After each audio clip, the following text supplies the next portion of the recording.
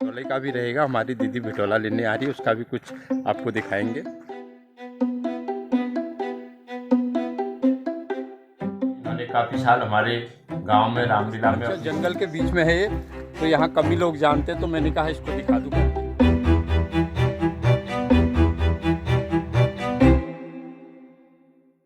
Morning, सुप्रभात दोस्तों, कैसे हैं? पंडित जी ब्लॉग में आपका स्वागत है। दोस्तों, आज के ब्लॉग में मैं जंगल में एक मंदिर है कलविष्ट का, और बड़ा दुर्लभ स्थान पर है, वहाँ जा रहा हूँ।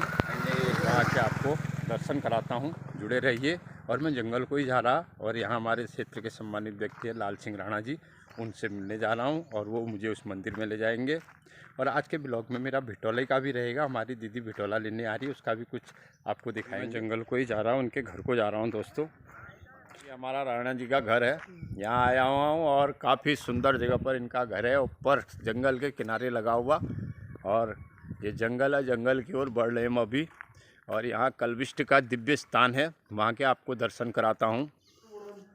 तो दोस्तों, मैं आया हूँ लाल सिंह राणा जी के घर में, और इन्हीं के घर के ऊपर जो है कलविष्ट, और जिनको डान गोलू भी कहते हैं, उनका मंदिर है। जंगल के बीच में है और बड़ा प्रभावशाली और दिव्य मंदिर है। आज उस मंदिर को अपने ब्लॉग में दिखाऊंगा। एक सम्मानित व्यक्ति श्री लाल सिंह राणा जी, इनके घर आया हूँ, और ये लाल सिंह राणा जी का परिचय एक ऐसा देता हूँ क्योंकि ये इन्होंने काफ़ी साल हमारे गांव में रामलीला में अपनी संगीत सेवा दी, और भगवान राम की भक्ति इनमें कुट कुट के भरी पड़ी है। और देखो आजकल, और हमने काफ़ी इनके सानिध्य में रामलीला नाट्य मंचन में पाठ भी किया है। कोई समय था हमारे पिताजी के साथ, उस समय पात्रता की भूमिका निभाते या उनका संग साथ देते थे, और उसके बाद हमने इनके मार्गदर्शन में रामलीला में पाठ किया, और आज इनके ऊपर कलविष्ट देवता का मंदिर है।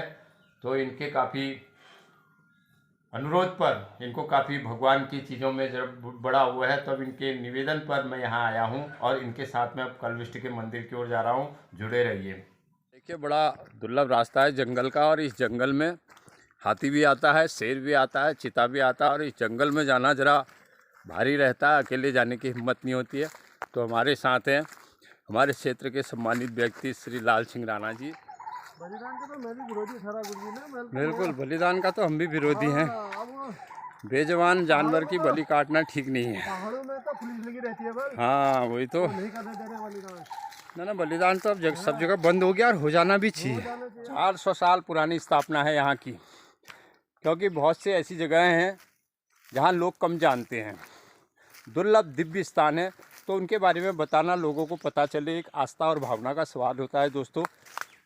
तो मैं उस ओर जा रहा हूं। दोस्तों, ये जंगल के बीच हम जा रहे हैं, और काफ़ी भासी जंगल है, चारों तरफ से जंगल है इसमें। ये देखिए, जंगल के बीच में जहाँ बाघ, हाथी, शेर सबका भय भी रहता है यहाँ पर। अभी तो दिन का टाइम है, अभी दिखेंगे नहीं, और काफ़ी जानवरों को यहाँ पर बाघ की वजह से नुकसान भी होता है। क्षेत्र की फसलों को हाथी नुकसान कर जाता है, जंगल के किनारे होने के कारण किसानों को काफ़ी मेहनत यहाँ पर करनी पड़ती है। और जंगल में हम जा रहे हैं, जंगल में चारों तरफ जंगल है, चढ़ाई चढ़ रहे हैं, और चढ़ाई चढ़ के जंगल के बीच को जा रहे हैं। जंगल के बीच में कलविष्ट, जिसको डान गोलू कहते हैं, डान गोलू देवता का मंदिर है। और अभी इसका इतिहास में बताएंगे, ऊपर मंदिर में राणा जी बताएंगे। और आज ये डान गोलू देवता के सभी जानते होंगे, कलविष्ट बड़े प्रभावशाली देवता हैं कुमाऊं के, कुमाऊं गढ़वाल में, और गोलू देवता का अवतार भी इनको कहा जाता है। और काफ़ी पर्चा लोगों को मिलता है इस स्थान से। जंगल के बीच में है ये, तो यहाँ कम ही लोग जानते हैं, तो मैंने कहा इसको दिखा दूँ करके। ये देखिए दोस्तों, काफ़ी भासी जंगल है, और चारों तरफ कुछ नहीं दिख रहा। अकेले यहाँ आना मुश्किल, अकेले यहाँ आना मेरे बस का भी नहीं था, तो मैं आ गया। आप देखिए, कलविष्ट देवता के जहाँ स्थापना, वो स्थान पर हम पहुँच रहे हैं।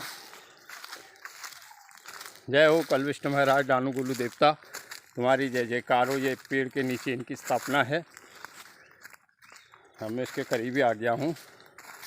आज बहुत से हमारे बुजुर्गों के, प्राचीन बुजुर्गों की स्थापना की गई है, उनकी साधना जगह जगह पर की गई है। और ये देखिए, यहाँ पर कितनी दरातियाँ रखी है लोगों ने, दरातियों से भरा है यहाँ पर। ये काफ़ी दरातियाँ यहाँ पर चढ़ा रखी है लोगों ने, और कहते हैं यहाँ पर प्रत्यक्ष जो है प्रमाण मिलता है यहाँ पर एक कल्विष्ट देवता की स्थापना है। बोलो कल्विष्ट देवता, हमारे पंडित जी ब्लॉग को आप आशीर्वाद देना। आपके स्थान पर आया हूँ, कृपा करना, करुणा करना, सबका भला करना। एक मशान यहाँ से, एक मशान पात्र से, मशान मशान थापना चाहिए। और इसमें कहते हैं कि राणा जी कह रहे मसान की भी स्थापना है। यहाँ एक मसान की स्थापना है तरफ से और यहाँ दूसरे मसान की स्थापना है जो कि इनके साथ रहते हैं। है मूर्ति से, हाँ, इधर मूर्ति है, ये इनकी मूर्ति है और ये इनके साथ गण होते हैं। और ये जंगल के बीच में है, काफ़ी जंगल के बीच में, यहाँ कम ही लोग आते हैं दोस्तों। और काफ़ी अच्छा यहाँ पर लग रहा है, चारों तरफ जंगल जंगल है और बीच में ये मंदिर है। और ये देवता का मंदिर है, कल्विष्ट देवता का मंदिर। और ये इतना देखिए ऊंचा पेड़ है। इस पेड़ बहुत की ऊंचाई काफ़ी है, काफ़ी पुराना। दाई कौन सा पेड़ है ये? हल्दू पेड़ हो, ये हल्दू का पेड़ है, हल्दू के पेड़ के नीचे, और काफ़ी प्राचीन पेड़ है।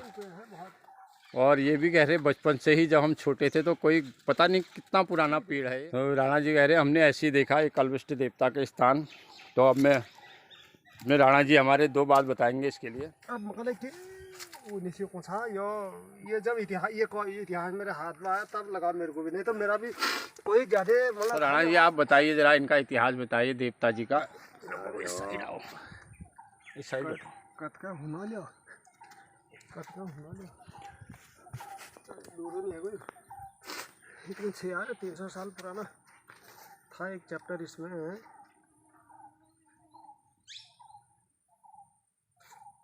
ये इतिहास लगभग अल्मोड़ा गैराड़ मंदिर के हिसाब से ये इतिहास लगभग 400 साल पुराना है। 400 साल पुराना है। इनका इतिहास ऐसा रहा कि इनका जो है, इनके पिताजी भैंसों का कारोबार करते थे। इन्होंने गुरु गोरखनाथ जी के शिष्य जो थे, गोपाली नाथ जी थे, उनसे शिक्षा प्राप्त करी कल्याण सिंह बिष्ट जी ने। उसके बाद जब इनकी विद्या पूर्ण हुई तो उसके बाद इन्होंने अपने पिताजी के ही भैंसों का कारोबार को संभाला। कारोबार को संभालने के बाद उसके बाद कुछ टाइम मतलब ये भैंसों के साथ पहाड़ में रहे। ये बड़े जिस समय इनके पास, जब इनके पास शरीर थे, मतलब शरीर था इनका, बड़े न्यायकारी आदमी थे। मतलब उस समय के न्यायकारी आदमी थे। राजा अगर प्रजा के प्रति अन्याय करता था तो ये सभी को लेकर के वहाँ राज दरबार में पहुँच जाते थे और प्रजा का न्याय करवाते थे। सर्वहितैषी थे, संगीत प्रेमी थे। और इस प्रकार से जब अब राजा के दीवान को अच्छा नहीं लगा कि पहलवान भी थे, कुश्ती भी करते थे, इनमें पहलवानबाजी की कला भी थी, बहुत वीर थे, बलशाली थे। तो राजा के दीवान को अच्छा नहीं लगा। इसने राजा से कह को आकर के इनको पहाड़ से इनका निकाला कर दिया। तो उसके बाद इनकी भैंसें पहाड़ से होते हुए 300-400 भैंसों का जत्था था। इनके साथ एक कुत्ता भी था, एक बिल्ली भी थी। होते होते उसके बाद ये इधर से पहाड़ की तरफ से ऐसे होते होते इधर को निकले, भाबर की तरफ निकले। तो इनको मतलब भगाया गया वहाँ से, तो द्वेष के कारण भगाया गया। तो उसके बाद ये ऊपर इधर कुमाऊँ की तरफ निकले। कुमाऊँ की निकले गंगोली हाट, धारचूला और मुनस्यारी, सारी भैंसों को लेकर चलते रहे। भैंसों का कारोबार था, दूध दही से इनका जीवनोपार्जन का धंधा था। और तो इस प्रकार से ये सारी मतलब कुमाऊँ में चलते रहे। उसके बाद तराई के जंगलों में आए। तराई के जंगलों में भी मतलब इनका भैंसों का कारोबार चलता रहा, खतों में रहे। उसके बाद यहाँ कमोला में इन्होंने घर बनाया। उस समय ज़मीन को यहाँ बहुत अधिकता थी, कोई किसी का कोई पूछता नहीं था। यहाँ उन्होंने घर बनाया, यहीं रहने लगे। उसके बाद कई सालों के बाद जब उसके बाद ये फिर पहाड़ को चले गए। माँ ने तो इनकी माताजी ने कह दिया था कि मतलब तुम जो है मत जाओ पुत्र, पहाड़ मत जाओ, वहाँ तुम्हारे शत्रु रहते हैं, दीवान तुमसे नाराज़ रहता है। उन्होंने कहा नहीं माताजी ऐसा है, भैंसों का जो है अब यहाँ जेठ का महीना आ गया है, धूप लगने लगी है और अब जाना है। भैंसें यहाँ गर्मी की धूप को सहन नहीं कर पाएंगी, इसलिए तो वो मना बनू के मतलब उसके बाद फिर पहाड़ों की तरफ चले। पहाड़ों की तरफ जा रहे थे। ये तो मैं संक्षिप्त में बता रहा हूँ आपको, इसकी ये तो कथा तो इनकी बहुत विस्तार से है, मैं संक्षिप्त में बता रहा हूँ। उसके बाद पहाड़ों की तरफ से तो जाते जाते ये अपने ही घर पहुंच गए, जहाँ इनका पैतृक निवास था वहीं पहुंच गए। अब उसके बाद जो राजा का दीवान था वो उनके लिए ऐसे ही खटपट करता था। वहाँ के प्रजा के साथ वो कैसा अत्याचार करते थे। एक नौला था, उसमें पानी नहीं भरने देते थे प्रजा को, उनसे मजदूरी करवाते थे तो पैसा नहीं देते थे। तो तब उन्होंने कहा भाई, उन्होंने कॉलोनिस्ट से कहा भाई हमारा तो ये दीवान इस तरह से ऐसा करता है और क्या कहते हैं अत्याचार करता है हम लोगों पर, तो अब क्या करें। तो उन्होंने कहा भाई सब जने आओ, एक दिन राज दरबार में जाएंगे, वहाँ जा कर के अपनी बात को रखेंगे। तो एक दिन सारे गांव वाले इकट्ठे हुए, राज दरबार में गए। उन्होंने कहा भाई ये तुम्हारा जो दीवान है ये अत्याचार करता है हमारे ऊपर, पानी नहीं भरने देता है, काम कराता है तो मजदूरी नहीं देता है, पैसे नहीं देता है, हम अपनी आजीविका कैसे चलाए। राजा ने न्याय किया, राजा ने वो सारी चीज़ें खोल दी, इनका पानी भी भरेंगे और दीवान से कह दिया कि भाई इनसे काम कराते तुम पैसा दो इनको। तो उसके बाद अब दीवान और भी द्वेष में ज़्यादा द्वेष में आ गया। उसने प्रत्यक्ष में सामने इन्हें कोई मार नहीं सकता था, इतने महाबली थे कि इनमें मतलब सामने इन पर कोई हाथ नहीं उठा सकता था, इतने बलशाली थे ये। बताते हैं कि 25-30 साल की उम्र, केवल मात्र उम्र थी इनकी उस समय, विवाह भी नहीं किया बोल रहे थे। तो उसके बाद एक दिन ऐसा हुआ कि दीवान ने षड्यंत्र के तहत ने कहा यार ये ऐसे तो नहीं मरेगा, क्या कहते हैं इसके जीजा जी से ही इसका काम तमाम करवाना चाहिए। उसने कल्याण बिष्ट के जीजा जी को मतलब पैसा दे करके, धन दे करके, उन्होंने जो भी होता होगा सोना चांदी धन दे करके तू इस दे करके उसको लालच में दे करके फंसा दिया कि भाई तू जो है इसकी हत्या कर दे। अब वो इनका जो जीजा था वो शराबी था, जुआरी था, उसमें अवगुण से भरा हुआ था, वो लालच में आ गया। लालच में आ गया तो उसके बाद उसने क्या काम किया, एक दिन रात्रि में आया, एक भैंस के पैर में जो है कील ठोका गया वो। उसके बाद दूसरे दिन कल्याण बिष्ट के झाले में आ गया, उसके जीजा जी ठहरे, उन्होंने उसका आदर सत्कार किया, बिठाया, उसको हुक्का पानी पिलाया, चाय पानी पिलाई और घर की कुशल क्षेम पूछी। तो उसके बाद क्या कहते हैं इनका जीजा जी कैसे आना, उन्होंने कहा यार शालीग्राम ऐसा है मेरे पास दूध की कमी है और मुझे एक भैंस चाहिए थी। उन्होंने कहा ठीक है जीजा जी, 300-400 भैंसें हैं, इनमें जो भी भैंस तुम्हारे तबीयत आती है ले जाओ। तो उसके मन में तो छल ठहरा। तो उसके बाद वह जिस रात को वो भैंस की पैर में कील ठोक गया था, ठीक उसी भैंस के पास गया। मैंने कहा यार भैंस तो ये ठीक है जिस पर वो कील ठोक के गया था। मैंने कहा लेकिन ये पैर लचका रही है, क्या बात है। मैंने कहा अच्छा देखता हूँ मैं क्या चक्कर है। जब कल्याण बिष्ट जी मतलब देखा तो उसमें कील चुभी हुई है। अब कील इतनी चुभी थी कि मतलब जरा सी बाहर था कि वो साला हाथ से खींचे से नहीं खींच रहा था, हाथ से खींचे से नहीं खींच रहा था। तो उन्होंने ऐसे सिर नीचे करके जो है उसको मुंह से निकालना चाहा उस कील को। जैसे मुंह से निकालने की कोशिश की तो उनको जो है उनके जीजा जी ने कुल्हाड़ी से वार कर दिया उनके ऊपर। जैसे 2-3 वार करे थे तो तब तक वो संभल गए तो उसी कुल्हाड़ी से उन्होंने अपने जीजा जी के टुकड़े टुकड़े कर डाले। लेकिन उनके भी काफ़ी घाव हो गया था, काफ़ी लहू बह गया। उन दिनों कोई ऐसा मेडिकल ट्रीटमेंट तो था नहीं वहाँ पर जो कि उनको ट्रीटमेंट किया जाए। तो धीरे धीरे खून बहते बहते उन्होंने अपने हाथ से धोती से अपनी गर्दन को बांधा। लेकिन वक्त ज़्यादा हो गया था, अंत में उन्होंने धीरे सारी अपनी भैंसों को आवाज़ दे करके बुलाया।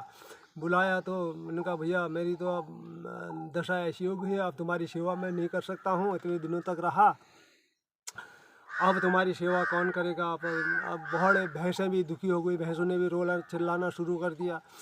तो जब हो गया तो ऐसा करते थोड़ी देर में सभी रोने लग गए।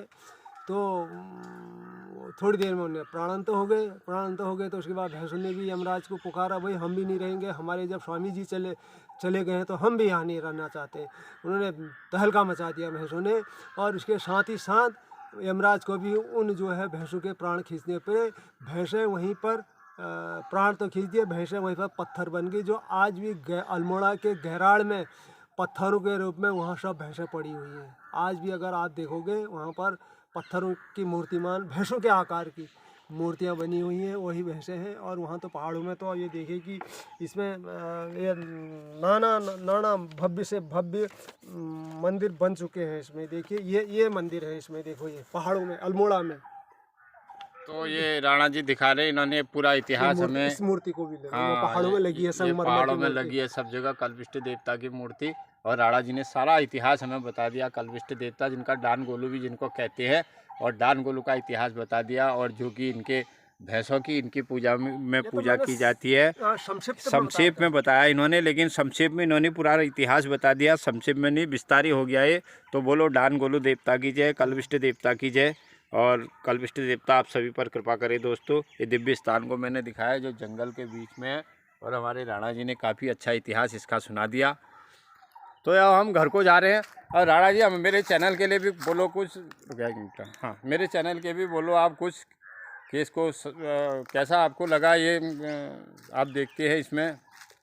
ये मेरी ओर से मैं अपना वक्तव्य पेश करूंगा कि गुरुजी हमारे क्षेत्र के हैं और इनका ज्ञान ध्यान की ओर से काफ़ी अच्छा मार्गदर्शन हम लोगों को रहता है, और आडंबरों से ज़रा मुक्त और ईश्वर की प्रति आकर्षित करने का इनका लक्ष्य रहता है। और इनके पूज्य पिताजी भी यही कहते थे कि उस ब्रह्म तत्व को मानो, ईश्वर को मानो। और वैसे तो कहा जाता है कि हमारे वेदों के हिसाब से और शास्त्रों के हिसाब से ईश्वर अंश जीव अविनाशी चेतन अमल सहज सुख राशि। स्वामी विवेकानंद भी कहते हैं कि ईश्वर के सिवा इस ब्रह्मांड में और कुछ नहीं। जय हो, जय हो। तो मैं अधिक न कहते हुए अपनी वाणी को यहीं विराम देता हूँ।